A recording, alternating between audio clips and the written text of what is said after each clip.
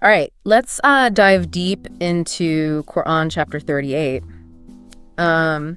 Saad, it's packed with stories and themes. It is. So we're really going to focus on those kind of like moments, those takeaways for you. Yeah, what really struck me right off the bat was the chapter's opening. It emphasizes the Quran as, this renowned book. Right.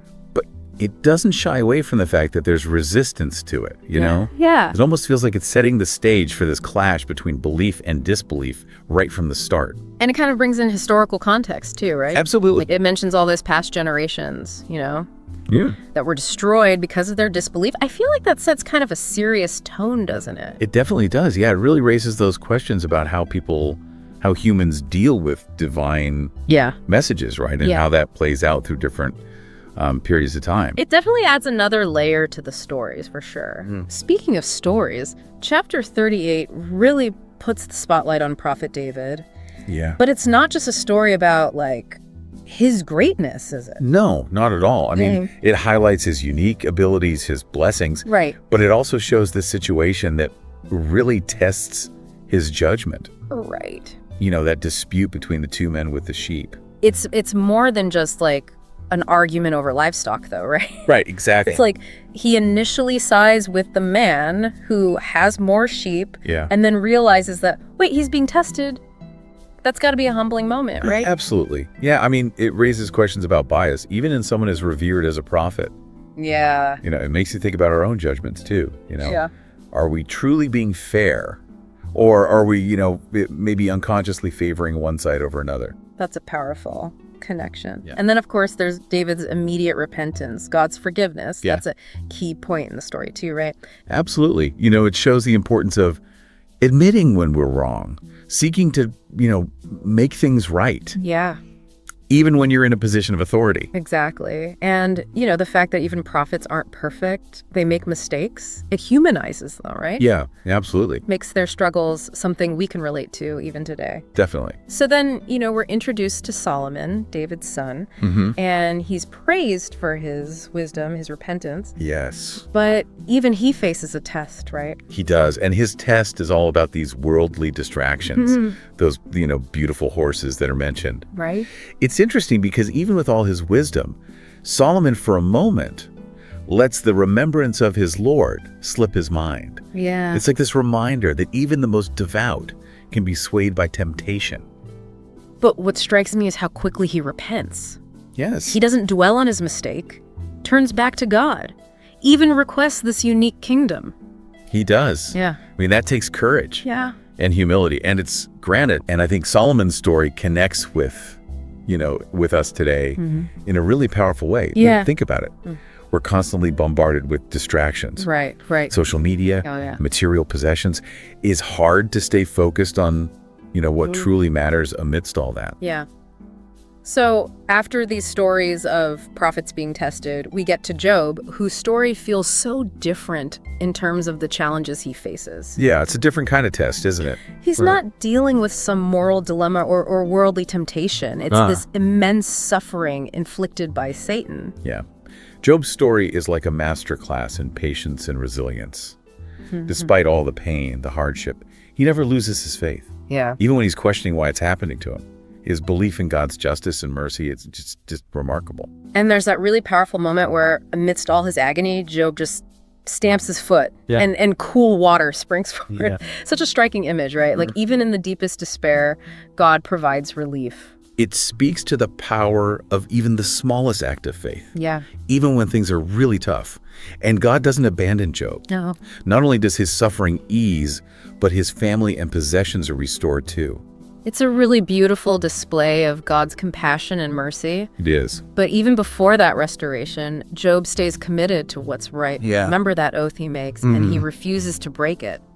Chooses to strike with a bundle instead. Yeah. He shows his integrity even when he's in so much pain. Absolutely. Job's story really offers these profound lessons, Yeah. For anyone who's going through tough times. It teaches that suffering is temporary, that holding on to faith can lead to solace and restoration. It also highlights the importance of perspective. We may not always understand why we suffer, but having faith and trust in God that can give us strength. Yeah. It's interesting how after Job, chapter 38 shifts gears a bit. We meet a bunch of other prophets. Yeah. Abraham, Isaac, Jacob, Ishmael, Elisha, Ezekiel. They're all praised for their abilities and for something described as remembering the home. That concept of home is so crucial here. Yeah. It represents a spiritual longing, this remembrance of our ultimate destination. Yeah. And it connects all these prophets through time, Yeah.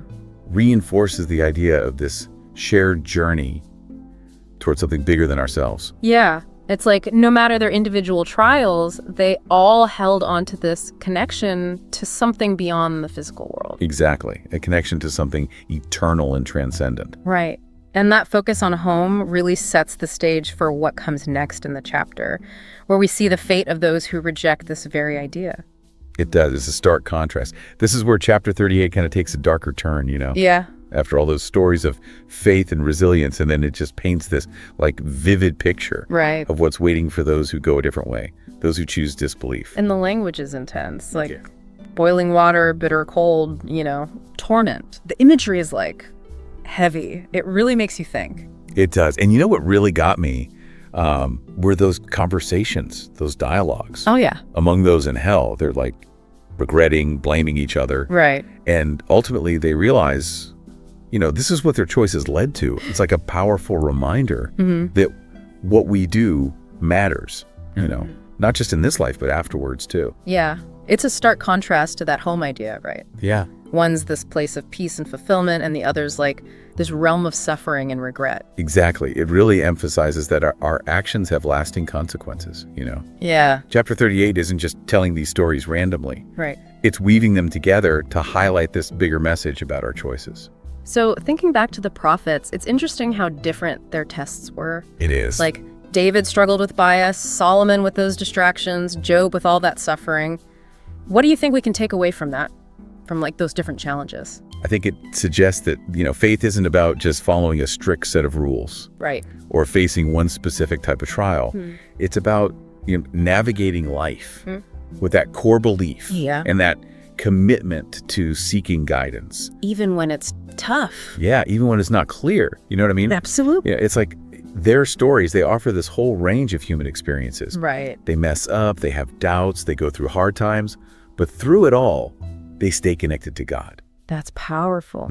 Yeah. It reminds us that even the most faithful people, they have moments of weakness, right? It makes them more relatable, more human. Yeah. You might face different stuff. Yeah. But seeking guidance, repenting, striving for righteousness, those things are timeless. Yeah. And their stories show us that, personal growth is a journey, right?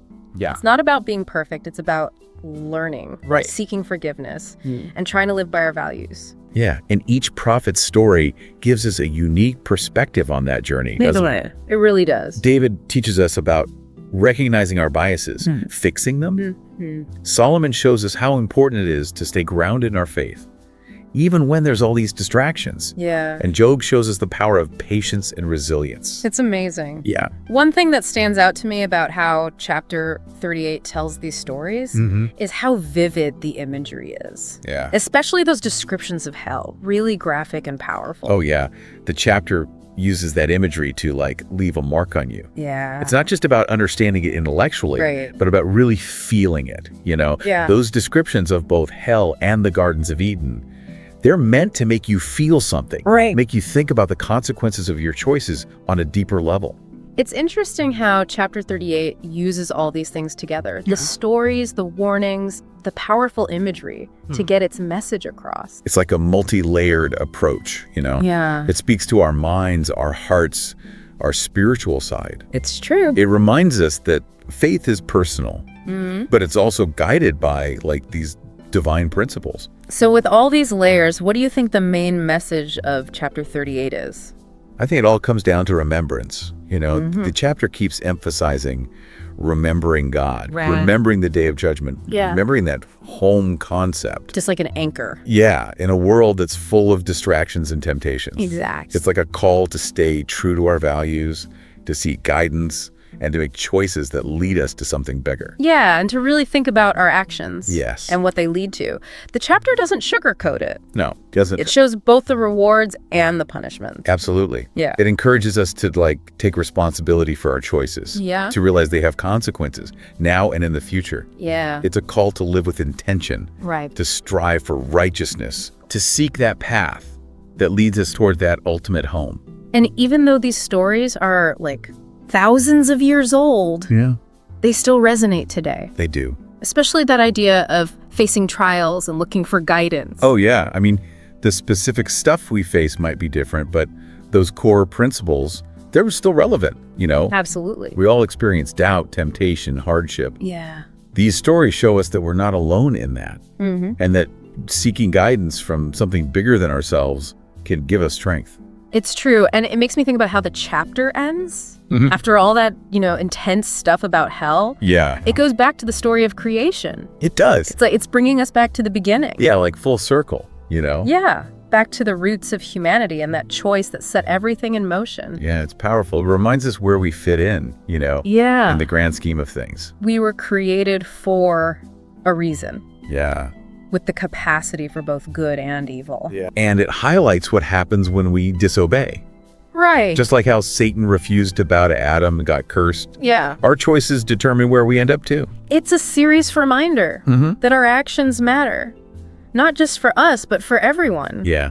The chapter ends with this call to be accountable, Right. to choose wisely, to strive for righteousness. It's funny how it ends with that reminder about Satan, rebelling. It seems connected to that whole arrogance thing we saw at the beginning. Right. With those who didn't believe. Definitely, yeah. It's like they both rejected God. Right, yeah. Chose to do their own thing instead. Yeah. Shows you what pride can lead to. Yeah, and turning away from, God's guidance. Exactly. So imagine someone reading chapter 38 for the first time. What do you think would surprise them the most? I think how the prophets are portrayed, it doesn't hide their flaws, their struggles, shows them making mistakes, having doubts, but still relying on God to get through it. That's what makes him so interesting. You're so human, right? Totally. It shows us that faith isn't about being perfect. Yeah. It's about trying your best, asking for help, and asking for forgiveness when you mess up. Exactly. These prophets, even though they're, special, they become relatable. People dealing with real stuff we all face. It's true. It's inspiring, It is. This whole deep dive has been amazing. Yeah. We've unpacked so much from chapter 38. Is there anything else that really sticks out to you? I think the focus on personal responsibility is huge. It's not just about following rules blindly. Right. It's about thinking, reflecting, and making choices that line up with your values. That's powerful stuff. It is. It's understanding that what we do has an impact. Yeah. Now and later, and then choosing a path that leads to a good life, a meaningful one. Exactly. It's realizing that we have a say in our own destiny. Right. Chapter 38 is gives us the power to grow spiritually. To strive for a life that's righteous, compassionate, and connected to God. Well, we've reached the end of our exploration of chapter 38 of the Quran. Yeah, we have. We've journeyed through stories of prophets and their challenges. We've talked about the consequences of our choices and encountered some really powerful imagery, both hopeful and, a little scary. It's true. So as you reflect on everything we've discussed, what stands out to you? Yeah, think about what resonates with you the most. What lessons will you take away? Remember, the real value of this deep dive isn't just the knowledge. Right. It's how it inspires you to live a more meaningful life. A better life. Until next time, keep searching, keep asking questions, and keep exploring.